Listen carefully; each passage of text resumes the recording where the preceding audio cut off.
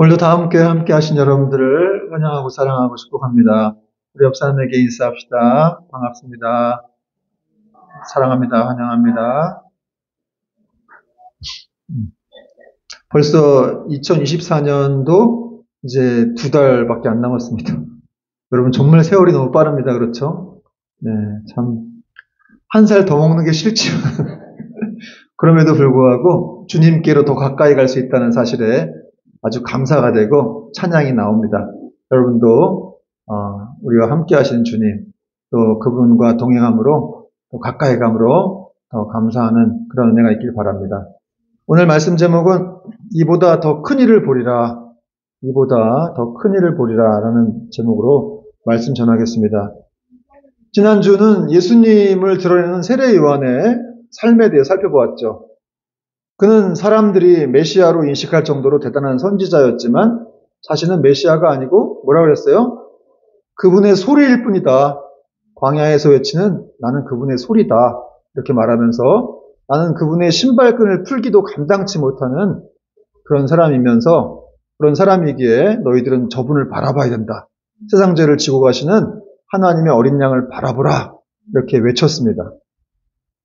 요한의 이런 모습은 진정 자신이 물러나야 될 때를 아는 그런 사람의 모습으로서 그는 훌륭한 신앙인이고 또 인격자였다는 것을 알 수가 있습니다.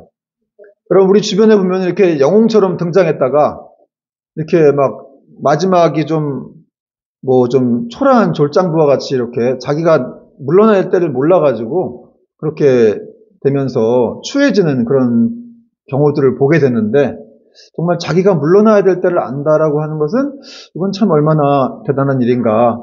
그리고 또 우리도 그렇게 세례 요한과 같은 마음을 가지고 예수님의 소리로 살면서 오직 그분께 영광을 돌리는 인생을 살아야 할 줄로 믿습니다. 오늘 말씀도 계속해서 이 세례 요한의 이야기로부터 시작이 되고 있는데 이제 그가 길가에서 제자들과 이야기를 나누고 있었습니다. 그런데 예수님이 또 거니시는 거예요. 거니시는 광경을 보자 그는 이렇게 또 외쳤습니다. 35절 36절 보니까 또 이튿날 요한이 자기 제자 중 2사람과 함께 섰다가 36절 예수께서 거니심을 보고 말하되 보라 하나님의 어린 양이로다. 얼마 전에도 하나님의 어린 양을 봐라 이렇게 외쳤었는데 오늘 또 하나님의 어린 양을 봐라. 나를 보지 말고 사실 이건 제자들에게 하는 말이에요. 너희들이 정말 찾을 그런 위대한 분은 내가 아니라 바로 저분이야. 저분을 따라가야 돼. 그러면서 계속해서 예수님의 모습을 주목하게 만드는 참 대단한 사람이죠. 자기도 메시아로 인식될 정도로 위대한 사람이었지만 계속해서 자기는 사라지고 나를 볼 게 아니라 예수님을 바라봐야 된다. 예수님을 집중해라. 이렇게 말했습니다. 그러므로 여러분 우리도 계속해서 이렇게 예수님을 바라봐야 될 줄로 믿습니다. 그분에게 눈길을 떼지 말아야 돼요. 하나님의 어린 양. 특히 이제 성숙한 신자일수록 예수 그리스도의 십자가에 달리신 어린 양을 바라봐야 될 줄로 믿습니다. 그분의 십자가가 나에게 얼마나 은혜를 주셨는지, 이 온 세상에 얼마나 축복을 주셨는지를 우리가 생각하고 바라봐야 됩니다. 이제 요한의 말을 들은 제자들이 예수님을 따라갑니다. 37절 보니까 2 제자가 그의 말을 듣고 예수를 따르고는 이 제자들도 참 어떤 이렇게 또 금방 따라갑니까? 미련 없이 그냥 바로 예수님을 따라가요. 좀 이런 모습들을 보면은 사실 근데 요한은 그게 자기가 원하는 바죠. 정말 요한은 마치 이렇게 여러분 고등학교 선생님들이 기쁘게 자기 제자들을 대학에 이렇게 보내잖아요. 그렇게 그걸 기뻐하듯이 요한도 자기 제자들을 예수님께 보내는 걸 기뻐했다는 거예요. 제발 좀 가라. 나한테 있지 말고 좀 가라. 저분을 따라가야 돼. 나한테 있지 말고. 근데 여러분 이게 쉬운 게 아니잖아요. 자기가 그렇게 애써서 양육하고 사랑으로 돌본 이런 정말 성도 한 명 한 명을 보낸다고 하는 게 얼마나 어렵습니까? 제가 만약에 이 입장이 됐으면 어땠을까 생각해 봤는데 난 못 보내. 저는 작은 개척교회를 하니까 더 그럴 수도 있다는 생각이 드는데 어쨌든 이게 너무 쉽지 않겠다. 한 성도 한 명 한 명, 제자 한 명 한 명이 얼마나 어려운데 이렇게 보낼 수가 있을까? 그러니까 여러분, 이 요한이라고 하는 사람은 자기가 정말 예수님께로 이렇게 향하게 만드는 그런 표지판 같은 존재라는 사실을 자기가 인식했다는 거예요. 나는 그분의 표지판이야. 그래서 제자들뿐만 아니라 나한테 세례받으러 오는 모든 사람들은 다 그분께로 가야 돼. 근데 사실은 이게 잃어버리는 게 아니죠. 잃어버리는 게 아니잖아요. 예수님의 제자를 만드는 것이죠. 그러므로 우리가 어떻게 살아야 하는지 이런 요한의 모습을 통해서 우리는 볼 수가 있습니다. 또 이제 예수님은 자신을 따르는 제자들을 보자 너희가 무엇을 구하느냐 아주 의미심장한 말씀하셨습니다. 38절에 보니까 예수께서 돌이켜 그 따르는 것을 보시고 물어 이르시되 무엇을 구하느냐 이르되 랍비여 어디 계시오니까 하니 랍비는 번역하면 선생님이라. 무엇을 구하느냐. 여러분, 이 질문은 우리 모두가 주님을 따르고자 할 때도 스스로에게 던져야 될 질문이기도 합니다. 여러분, 우리는 예수님 믿으면서 뭘 구하고 있습니까? 사실 이 말은 예수님이 너희가 나를 따라오면서 뭘 꿈꾸고 뭘 바라고 있느냐, 나한테 도대체 뭘 바라느냐, 이런 말씀이시거든요. 여러분, 그렇습니다. 우리도 신앙생활 하면서 예수님 믿으면서 우리가 뭘 구하고 바라고 있는지. 어쨌든 뭐 이런 질문으로부터 또 어떤 단순한 동기로부터 예수님을 따라가게 되는 것이 시작이 되는 것이죠. 그럼에도 불구하고 우리는 계속해서 어떤 예수님을 따르는 동기, 우리가 왜 믿는가, 그분을. 단지 그분은 우리의 어떤 뭐 먹을 것만 이렇게 도와주시고 뭐 문제가 생겼을 때 이렇게 응답해 주시는 그런 분으로만 우리는 여기는 건가? 사실 여러분, 그런 사람들이 있더라고요. 예수님 믿고 교회에 와서 정말 세상적인 떡만 바라다가 그게 이루어지지 않으면 실망해가지고 져버리는 사람들 참 많아요. 당신 왜 교회 안 나옵니까? 그러면 교회 다녀봐야 소용없다 이거요. 내 삶은 똑같고 날 도와주시는 것 같지도 않고. 제가 이 동네 이제 전도하면서 어떤 할머니를 만났는데 교회를 다니시다가 지금 안 나가시더라고요. 그래서 왜 안 나가시냐 했더니 예수 믿어도 잘 되는 게 없대. 예수 믿어도 잘 되는 게 없고 자녀들이 다 안 된다. 뭐 이렇게 또 말씀하시더라고요. 그래서 그 말을 들으면서 많은 생각이 들었어요. 나도 혹시 저런 모습이 있지 않을까. 예수님 믿으면 무슨 콩고물이 떨어질까 해서 그렇게 믿는 어떤 사건 목사가 아닌가. 그런 부분도 저도 있었겠죠. 주님을 바라보면서. 그런데 여러분, 우리가 예수 믿는 이유가 그렇게 되어서는 안 되겠죠. 여러분, 예수님 믿는 이유가 사실 예수 믿는다고 해서 더 잘 되지 못하고 또 오히려 또 핍박을 받고 더 어려워진다고 성경은 얘기하고 있어요. 물론 하나님이 우리를 돌보시고 또 이끌어 가시기도 하지만 초대교회라든지 지금 기독교 역사에서 예수님 믿었기 때문에 얼마나 고난당한 사람들이 많습니까? 지난주도 얘기했지만 뭐 지하 땅굴 속에서 몇 대를 살기도 하고 뭐 사자의 밥이 되기도 하고 그 신앙이라는 게 그것 때문에 그렇게 되는 것이죠. 그러니까 진정한 신앙이란 무엇인지를 우리가 좀 돌아볼 필요가 있다는 것이죠. 물론 그러나 예수 믿는 것의 큰 축복은 뭐예요? 우리가 이 땅에서 고난을 당하고 어렵고 가난할 수 있지만 영생을 소유하게 되는 거 아닙니까? 영원한 나라. 우리가 죽음 후에 돌아갈 곳이 있다라고 하는 것, 이것이 얼마나 큰 기쁨이고 우리가 축복인 것인지를 우리가 생각한다면 예수 믿는 것보다 수신받은 것은 없고 이 땅에서 조금 뭐 가난하고 뭐 좀 힘들다 하더라도 그게 뭐 대수입니까? 영원한 나라. 그런 나라에 우리가 들어갈 것이기 때문에 그렇습니다. 물론 기독교는 내세 지향적인 종교만은 아니에요. 이 현세에서도 하나님은 얼마든지 우리에게 기도에 응답해 주시고 복을 주시는 분이시기도 합니다. 자, 이제 랍비여 어디 계십니까? 라는 제자들의 질문에 예수님은 와서 보라 이런 말씀하셨습니다. 39절 보니까 예수께서 이르시되 와서 보라. 그러므로 그들이 가서 계신 데를 보고 그날 함께 거하니 때가 10시쯤 되었더라. 여러분, 이렇게 와서 보라는 말은 와서 봐. 그러면 알 것이다. 사실 예수님은 인자가 머리 들 곳도 없다고 하셨기 때문에 어디 일정하게 거하시는 분이 아니셨어요. 여러분, 우리는 집도 있죠. 추위와 또 이런 여러 가지를 우리를 보호해줄 집이 있지만 예수님은 집도 없으셨어요.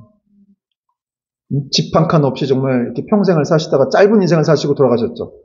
그러니까 집이 어디라고 말씀할 수 없기 때문에 와서 보라 이렇게 말씀하셨습니다.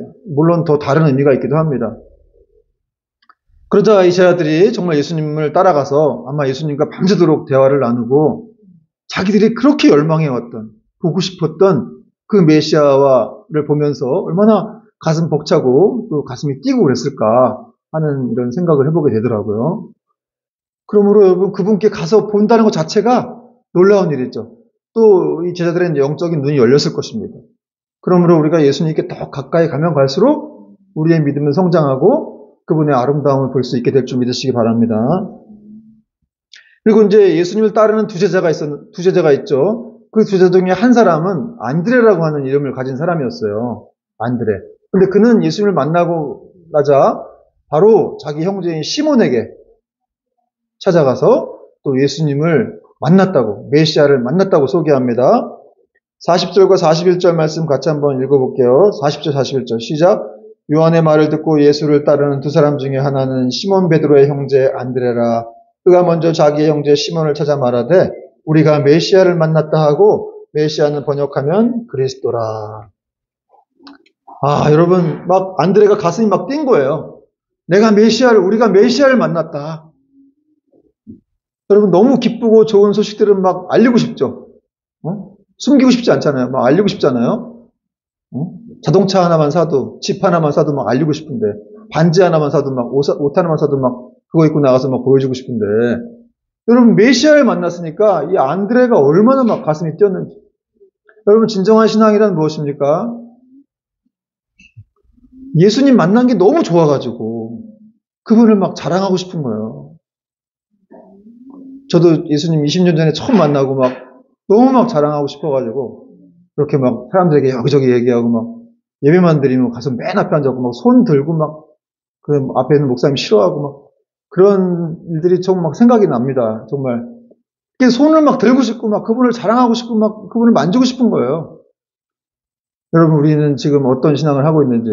여러분 예수님 믿고 있음에도 불구하고 아무 티도 내지 않는다. 예수님 믿고 있는데 전혀 그분을 알려주려고 하지 않는다. 그러면 좀 신앙에 문제가 있는 것이겠죠. 또 안드레는 메시아를 만나자마자 자기 형제가 생각났어요. 다른 사람이 아니라 자기 형제가. 시몬 베드로. 자기 형제가 생각나서 그를 찾아갔습니다. 여러분 우리도 예수님을 만나면 정말 우리와 관계된 사람들에게 예수님을 알려줘야 한다는 거예요. 특히나 형제나 또 이런 가족이겠죠. 그리고 친지들, 지인들에게 달려가서 그분을 알려줘야 될 그런 우리의 의무가 있습니다. 특히 친척, 가족이라고 하는 건 사실 우리의 의무 아니겠어요? 제일 빨리 알려야 되는. 그리고 또 그것은 그들이 우리의 가족이기 때문에 기회가 되기도 하는 것입니다. 자, 안드레가 시몬을 예수님께로 데리고 오자 주님은 또 시몬에게 새 이름을 지어주십니다. 42절 말씀 보니까 데리고 예수께로 오니 예수께서 보시고 이르시되 내가 요한의 아들 시몬이니 장차 게바라 하리라 하시니라. 게바는 번역하면 베드로라. 안드레가 먼저 믿었고 시몬을 전도해서 데리고 왔는데 예수님이 시몬의 이름만 새 이름으로 바꾸셨어요. 안드레가 삐졌을까요? 그런 생각 해보셨어요? 그래도 안드레는 그렇게 마음이 상했다는 말은 없습니다. 그래서 안드레의 인격을 볼 수가 있고, 예수님은 시몬을 보자마자 네가 장차 게바라 하리라. 게바가 당시 통용되던 이 이스라엘 사회에 통용되던 그런 이제 아람어였고, 이제 그 게바 아람어를 헬라어로 바꾼 것이 베드로였어요.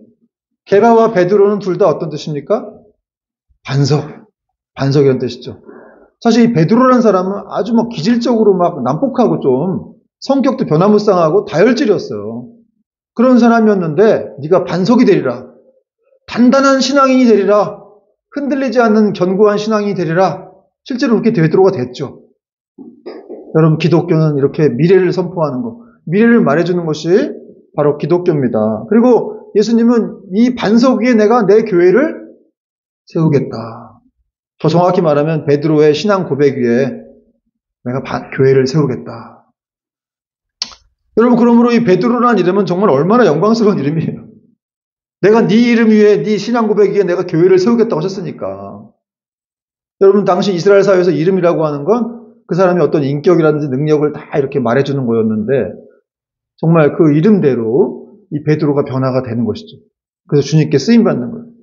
여러분 주님께서 이렇게 베드로를 새 이름으로 지어주셨는데 사실은 우리도 이름 다 바뀐 겁니다. 우리 예수님 안에 있으면. 뭐, 카톨릭은 이제 세례명을 주기도 하잖아요. 그 우리가 이렇게 세례명을 가진 건 아니지만, 받은 건 아니지만, 성령님이 우리를 부르시는 이름이 있을 거예요, 분명히. 우리가 이렇게 변화되어져서. 너는 아직 너를 모르지만, 나는 너를 잘 안다. 너는 앞으로 나의 반석이 될 거야. 영적인 스타가 될 거야. 여러분 스스로를 과소평가하지 말기 바랍니다. 베드로가 자기가 이렇게 막 변화무쌍하고 막 기질적으로 다혈질이고 뭐 그냥 급하고 이런 사람이 반석이 될 줄 누가 알았겠어요. 여러분 어떤 사람이든지 쉽게 판단하면 안 돼요. 여러분 스스로도 너무 작게 보지 말란 말이에요. 하나님 안에 있다라고 하는 건, 내가 예수 그리스도 안에 있다라고 하는 것은 무궁무진한 그 그냥 가치와 능력이 그 안에 있는 거예요. 왜냐하면 내 안에 예수님이 계시기 때문에 그렇습니다. 결코 여러분 그리스도인 작은 자가 아니에요. 세상에서 볼 때 별 볼 일은 것처럼 보이지만 결코 작은 자가 아니고 능력 없는 자가 아니에요. 가난한 것 같으나 부유한 자이고 아무것도 없는 자 같으나 모든 것을 가진 자로다. 이 말씀을 믿습니까? 여러분 믿어야 돼요. 우리가 얼마나 이 하나님 앞에 귀한 존재이고 너는 내 반석이다. 나는 네 이름 위에, 네 고백 위에 나는 교회를 세울 거야. 그래서 여러분 이 야곱도 이름 뭘로 바뀌었어요? 이스라엘로 바뀌었죠. 야곱도 이스라엘로 바뀌었어요. 또 이 기독교를 핍박했던 최대 대적자 사울이라는 사람도 어떻게 바뀌었어요? 바울로 바뀌었습니다. 여러분 이름이 바뀌는 거예요. 그리스도를 만나고 나면 이름이 바뀝니다.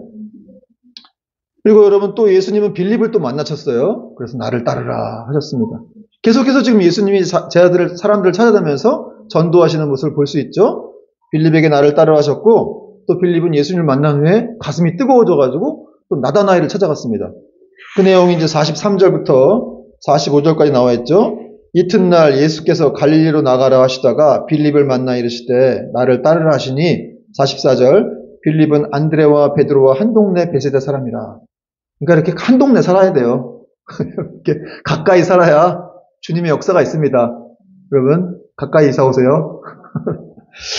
45절 빌립이 나다나엘을 찾아 이르되 모세가 율법에 기록하였고 여러 선지자가 기록한 그 일을 우리가 만났으니, 계속 지금 만남을 얘기하고 있습니다. 우리가 메시아를 만났다는 거예요. 요셉의 아들 나사렛 예수니라. 빌립은 예수님의 부르심을 받았어요. 와, 도대체 메시아가 나를 부르다니 너무 가슴이 뛰어가지고 당장 나다나엘을 쫓아가서 그에게 또 예수님을 소개했습니다. 내가 나사렛 예수를 만났어. 그 메시아를 만났어. 나다나엘은 이제 바돌로메라고도 불리우는 예수님의 제자라고 알려져 있는데 이 사람은 상당히 이지적이고 어떤 합리적인 그런 사람이었어요. 떡 부러진 사람. 굉장히 좀 바른 청년이었던 것 같아요. 그래서 여간에서 잘 감동을 받지 않는 그런 스타일이어서 빌립이 아마 작전을 쓰고 나다나엘에게 예수님을 소개했는데 어떻게 소개했냐면 45절에 보니까 모세가 율법에 기록하였고 여러 선지자가 기록한 그 일을 우리가 만났으니 그 메시아를 우리가 만났다는 거예요. 나름대로 빌립은 자신이 이렇게 알고 있는 성경 공부 지식을, 그동안 성경 공부한 지식을 다 이렇게 드러내가지고 이제 나다나엘에게 까다로운 나다나엘을 제압해 보려고 우리가 그런 메시아, 모세가 기록한 메시아를 만났다 그랬습니다. 그런데 나다나엘은 웬걸 이런 빌립보다 더 한 수 위였어요. 그러면서 그는 이렇게 말합니다. 46절에 보니까 나다나엘이 이르되 나사렛에서 무슨 선한 것이 날 수 있느냐? 빌립이 이르되 와서 보라 하니라.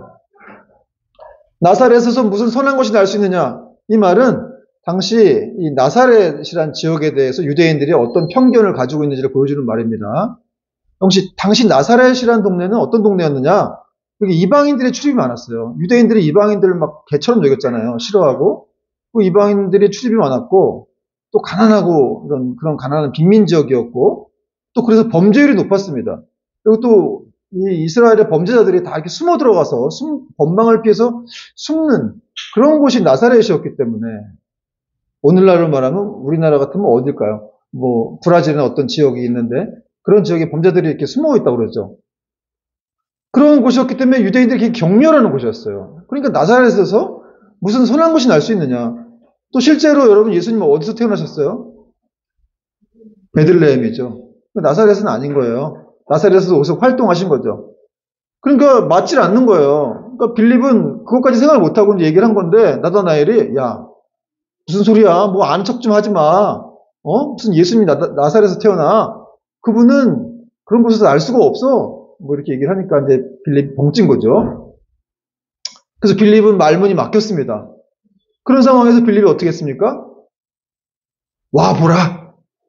여러분 지금 빌립의 태도를 보면서 우리가 좀 까다로운 사람들, 좀 상당히 성경적 지식도 알고 있는데 불구하고 교회는 안 다니는 그런 사람들을 데리고 올 때 어떻게 해야 될지 좀 이렇게 알 수가 있죠, 지금. 시끄럽고 와봐. 더 이상 말하지 마. 일단 와봐. 이렇게 빌립이 얘기를 한 겁니다. 간단한 말로 그를 초청한 겁니다. 여기서 우리는 성경 지식이 완벽하지 않아도 빌립처럼 좀 엉성하게 알고 있어도 전도할 수 있다 없다? 전도할 수 있다는 걸 알 수가 있습니다. 여러분 다 안다고 전도하는 게 아니죠. 성경 지식 많이 알아 전도 못하는 사람 많아요. 안 하면 못하는 거죠. 그러나 오히려 초신자들, 예수 믿은 지 얼마 안 되고 가슴 뜨거운 사람들이 잘 몰라도 성경 몰라도 전도하는 거예요. 그냥 와보라는 거죠. 그게 사실 와보란 말은 무슨 말이에요? 예수님을 믿고 여기 진짜 메시아가 있으니까 와봐. 너 한번 와봐. 네 인생이 어떻게 되는지 보자. 어떻게 되는지 두고 봐. 이렇게 말한 거 아니겠습니까? 그것이 이렇게 지금 빌립이 말한 것이 또 분명한 증거가 되는 이유는 지금 나다나엘이 왔다는 거예요. 예수님께. 나사렛에서 무슨 선한 것이 날 수 있냐라고 이렇게 비아냥거리던 나다나엘이 예수님을 찾아왔다는 것이죠. 47절에 보니까 이렇게 예수님은 또 나다나엘이 자기에게 오는 것을 보시고 그를 칭찬하셨어요. 47절에 보니까 예수께서 나다나엘이 자기에게 오는 것을 보시고 그를 가리켜 이르시되 보라 이는 참으로 이스라엘 사람이라 그 속에 간사한 것이 없도다. 여러분 예수님은 나다나엘을 보자마자 야 이는 참으로 이스라엘 사람이다. 그 속에 간사한 것이 없구나.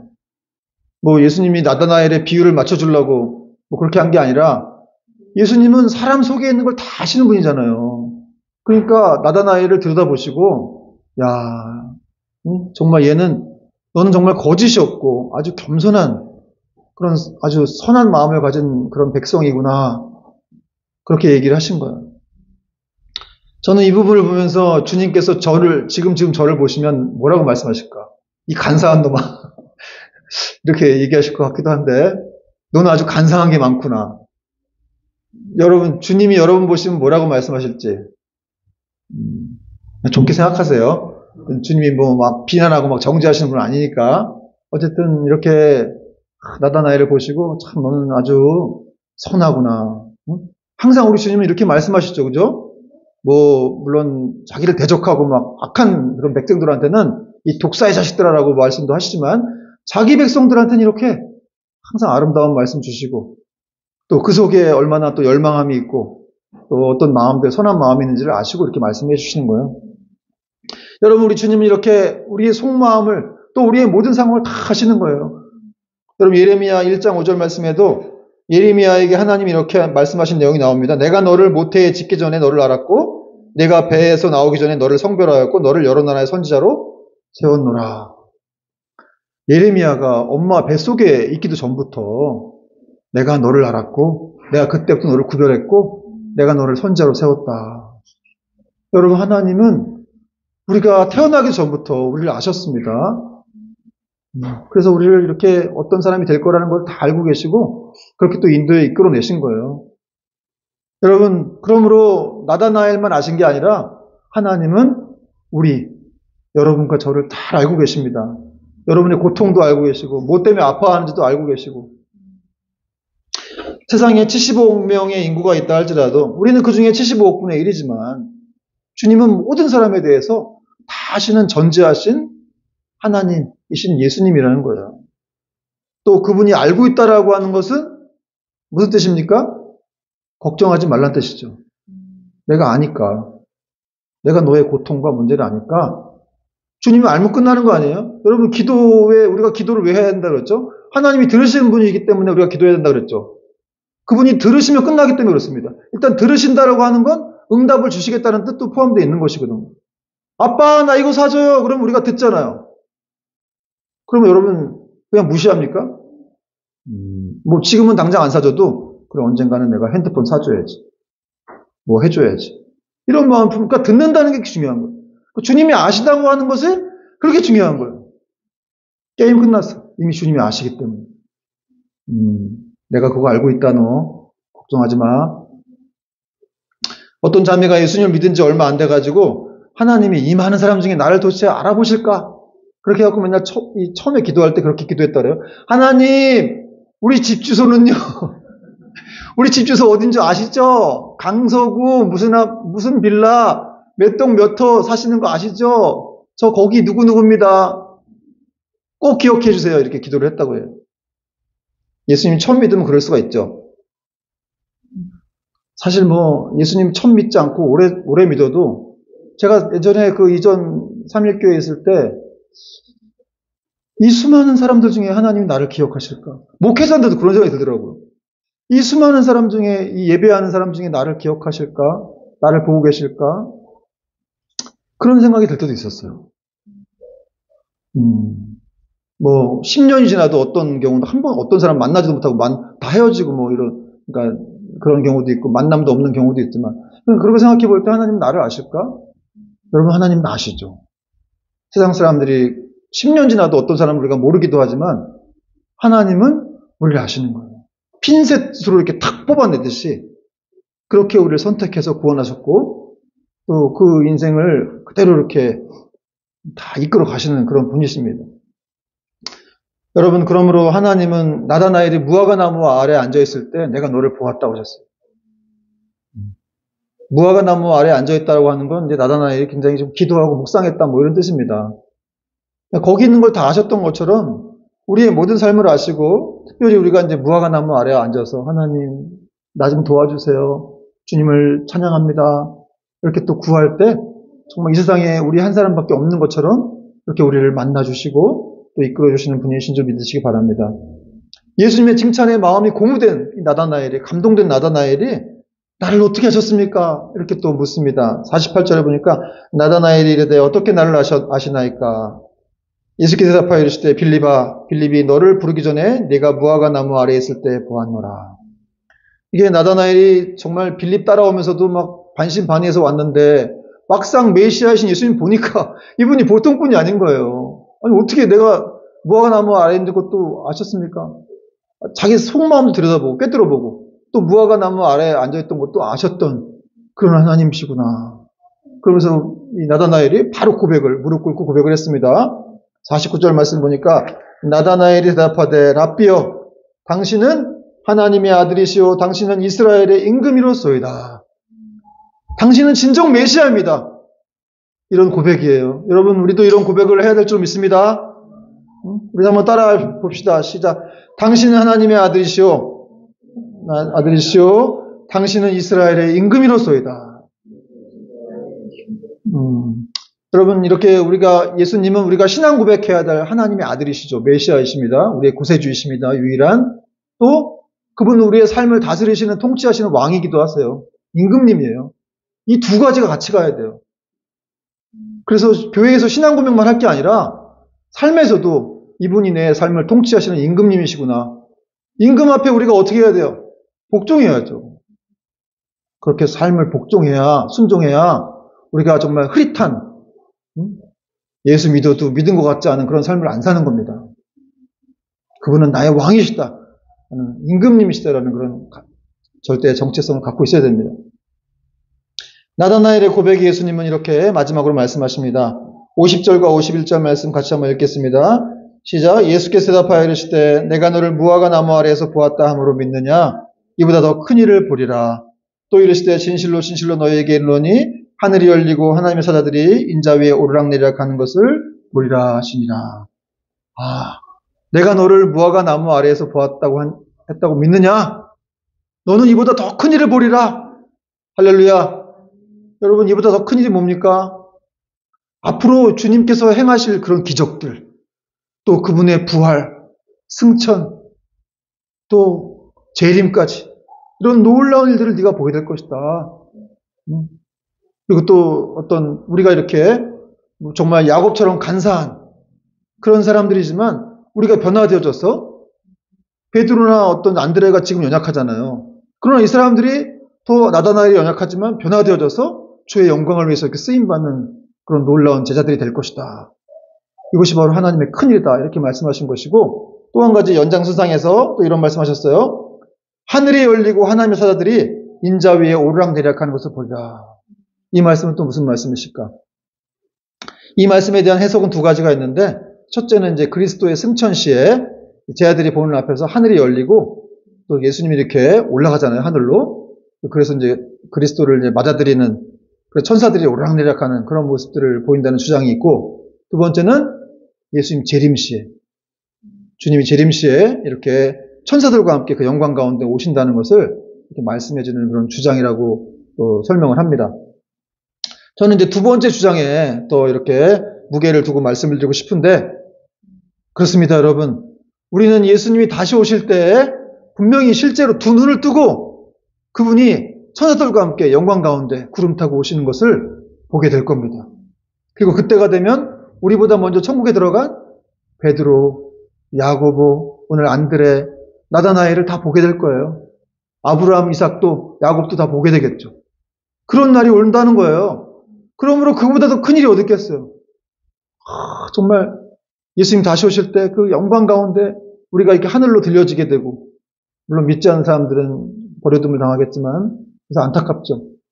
우리가 하늘로 올려지게 되고 그 속에서 구름 하늘 위에서 그 예수님의 영광 가운데 정말 먼저 천국에 들어간 아브라함과 베드로와 이런 사람들을 본다는 것이요. 너무 막 감격이, 생각만 해도 여러분 정말 뭉클하지 않습니까? 여러분, 사랑하는 여러분, 오늘날 우리가 신앙생활을 하면서 잊고 있는 게 있어요. 좀 잘 간과하는 거. 주님이 다시 오신다는 약속이라는 거. 그게 제일 중요한 거예요, 사실은. 그거를 기억하면서 신앙생활을 하는 것이 사실은 가장 중요한 것이고, 그 주님 다시 오실 때까지 우리는 어떤 모습으로 살아가야 되느냐, 그걸 생각하는 것이 큰 일이라는 거예요. 우리 삶의 가장 큰 일. 뭐 세상에서 어떤 큰 일이 제일 큰 일입니까? 뭐 좀 아프고 뭐 좀 여러 가지 뭐 가난해지고 이게 큰 일이에요? 뭐 자녀가 좀 어떻게 되고 이게 큰 일이 아니지 않습니까? 진짜 큰 일은 뭐야? 정말 우리에게 이렇게 영광 가운데 그분이 다시 오신다는 약속, 그걸 붙들고 살아가는 것, 그것이야말로 진짜 큰 일입니다. 여러분, 기독교 역사에서 초대교회 성도들이라든지 이렇게 또 기독교 역사에 족적을 남겼던 많은 위인들을 보면 이 사람들의 삶이 늘 주님이 다시 오실 것이라고 생각을 하고 그렇게 살았더라고요. 뭐 D.L. 무디라든지 찰스 스퍼전 같은 목사님 같은 분들은 내가 지금 설교가 끝나면 예수님이 다시 오실 것이다, 이렇게 생각하고 강단 위에 올라갔다 그래요. 그러니 얼마나 정말 열성을 다해 준비를 했을 것이며 혼신을 다해 설교를 했겠습니까? 내가 지금 설교 끝나면 주님이 오신다는데. 제가 그런 얘기를 들으면서 좀 부끄럽긴 하더라고요. 저는 이제 이 시간 끝나면 점심시간, 식사 시간인데 그런 게 생각나는데, 정말 우리 이렇게 이 성경의 위인들은 도대체 이분들은 늘 이렇게 성령이 충만해서 정말 이렇게 예수님이 다시 오실 것을 늘 생각하고 살았구나. 여러분, 그것이 가장 큰 위로가 되어야 될 줄 믿습니다. 그보다 더 큰 일은 없는 거예요. 여러분, 지금 우리가 어디에 마음을 빼앗기고 있는지, 뭐 때문에 걱정하고 있는지, 그게 중요한 거 아닙니다. 주님이 다시 오실 것입니다. 그러므로 너희는 이 일을 가지고 이 약속을 붙들고 이 소망 가운데 서로를 위로하라, 이렇게 성경은 말씀하고 있어요. 이것이야말로 가장 큰 위로예요. 지금 떵떵거리고 사는 사람들, 화려하게 보이는 사람들, 그러나 예수 없는 사람들은 아무것도 아닌 거예요. 오히려 불쌍히 보여야 될 사람들입니다. 얼마 전에, 며칠 전에 우리 김수미 집사님, 연예인 김수미 집사님이 소천하셔가지고 참 마음이 싱숭생숭했지만, 그분이 간 곳이 있잖아요. 그 CTS에 새롭게 하소서에 나오셨는데 간증한 거 보니까 정말 예수님 만나셔가지고 술 다 끊고 막 그런 간증을 하셨는데, 와, 정말 이분이 진짜 만나셨구나, 라는 게 느껴지더라고요. 너무 감사하고. 어떤 분이 그분 술 끊게 해달라고 막 100일 기도를 하셨다고 하더라고요, 미국에서. 근데 진짜로 막 괴짝으로 사다 놓은 집에 괴짝으로 술을 사다 놨는데 그걸 다 막 깨버렸대요. 다 너무 싫어가지고. 성령의 역사죠, 사실은. 그런 어떤 증거들이 있고. 그래서 계속 하나님이 나를 이렇게 만나주신 게 너무 감사하다. 막 눈물이 막 났다는 거예요. 예배에 갔는데 눈물이 막 쏟아지더라는 거예요. 여러분, 그분이 돌아갈 곳이 있다라고 하는 것. 물론 그런 이제 개인적인 종말이 있고 또 주님이 다시 오신다는 우주적인 종말이 있습니다. 그런 종말을 우리가 생각한다면은 이 땅에서 좀 어려움이 있고 힘이 든다 하더라도 대수가 아닌 거예요. 아무것도 아닌 거예요. 여러분, 이 시대 지금 전쟁이 처처해서 일어나고 기근과 분쟁과 지금 성경에서 마지막 때에 일어날 어떤 예언들이 지금 다 이루어지고 있지 않아요? 지금 전쟁이 막 3차 세계대전까지 얘기를 하고 있는데 이런 상황에서 제가 볼 때 주님 오실 날이 머지 않았습니다. 저는 그렇게 확신합니다. 여러분, 우리가 정말 성경에 나오는 열처녀처럼 그렇게 항상 등불을 들고 기름 가지고 준비하고 있어야 돼요. 여러분, 그것이 바로 가장 큰 일이고 진정한 믿음입니다. 여러분, 이러한 믿음으로 또 한 주도 승리할 수 있는 저와 여러분 될 수 있기를 주님의 이름으로 축원을 드립니다. 아멘.